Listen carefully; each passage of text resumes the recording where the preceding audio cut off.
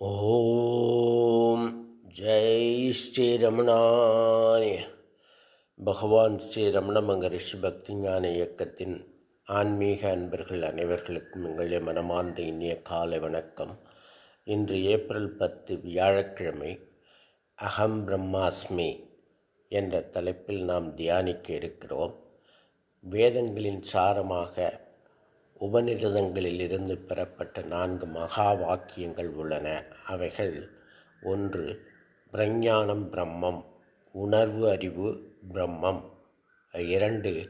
அயம் ஆத்மா பிரம்மம், இந்த ஆத்மா பிரம்மம். 3. தத்துவமசி, அது பிரம்மம் நீ. 4. அகம் பிரம்மாஸ்மி, நான் பிரம்மம்.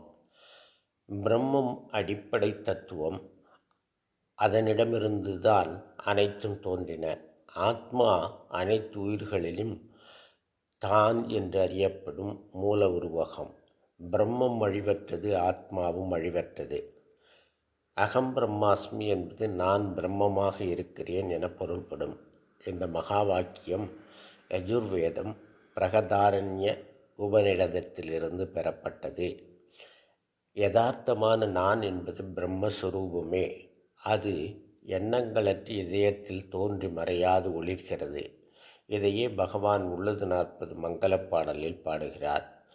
உள்ளது அல்லது உள்ள உணர்வுள்ளதோ உள்ள பொருள் உள்ளலற உள்ளத்தே உள்ளதால் உள்ளமெனும் உள்ள பொருள் உள்ளலெவன் உள்ளத்தே உள்ளபடி உள்ளதே உள்ளலே உணர்வாயே. உள்ளதாகிய மெய்ப்பொருள் பிரம்மம் ஒன்று இருந்தாலன்றி நமக்கு இருப்புணர்வு தோன்றுமா? அது எண்ணங்களற்ற இதயத்தில் இருப்பதால் எண்ணங்களற்ற அந்த இதயத்தை தியானிப்பது எப்படி? அந்த மெய்ப்பொருள் எவ்வாறு இதயத்தில் உள்ளதோ அவ்வாறே நாம் இதயத்தில் இருப்பதே அதை தியானிப்பதாகும் என்று உணர்வாயாக. பிரம்மம் தன்னை பிரம்மம் என்று நினைப்பதில்லை. அப்படி நினைத்தால் அது பிரம்மம் அல்ல, அகந்தை. பிரம்மம் நான் என்ற எண்ணம் தியானிக்க உதவியாயிருக்கலாம், ஆனால் அதுவே பிரம்மமாகிவிடாது. நாம் உடல் என்று எண்ணினால நாம் அதுவென்று எண்ணுமது நாம் அதுவாய் நிற்பதற்கு நற்துணையே. யாமென்று நாம் அதுவென்று எண்ணுவதே நான் மனிதன் என்று எண்ணுமோ நாம் அதுவாய் நிற்கும், அதனால் அறியா. அஞ்ஞான மயக்கத்தால் தேகமே நான் என்று எண்ணிக்கொண்டிருக்கும் வரை இந்த தேகம் நான் அல்ல, அந்த பிரம்மம் நான் என்று தியானிக்கும் பாமரையானது தியானிப்பதற்கு துணையாயிருக்கும். ஆனால் நான் பிரம்மம் என்று இடைவிடாமல் தியானிப்பது எதற்காக? யாராவது நான் மனிதன் என்று சதா எண்ணிக்கொண்டிருப்பார்களா? நான் பிரம்மம் என்று எண்ணுகின்ற நான் யார்? அது எங்கிருந்து கிளம்புகிறது என்று கூர்ந்து பார்த்தால் எண்ணுகின்ற அகந்தை மறைந்து பிரம்மம் ஒளிரும். அகம் பிரம்மாஸ்மி என்று திரும்ப திரும்ப சொல்வதனால் பயன் ஒன்றும் இல்லை.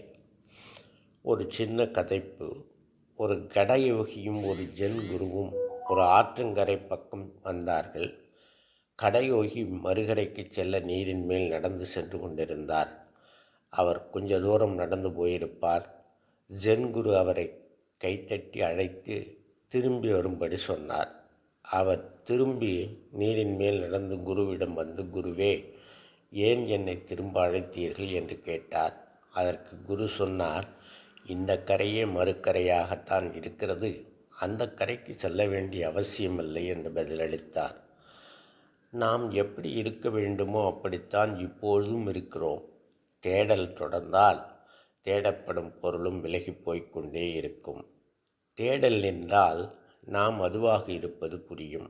தேடப்படும் பொருள் நம்முள் இல்லாமல் தேடல் சாத்தியமல்ல. தேடுபவனும் தேடப்படும் பொருளும் ஒன்றே. ஓம் அந்த சத். நாளை வேறொரு தலைப்பில் தியானிக்கலாம் அன்பர்களே. வணக்கம், நன்றி.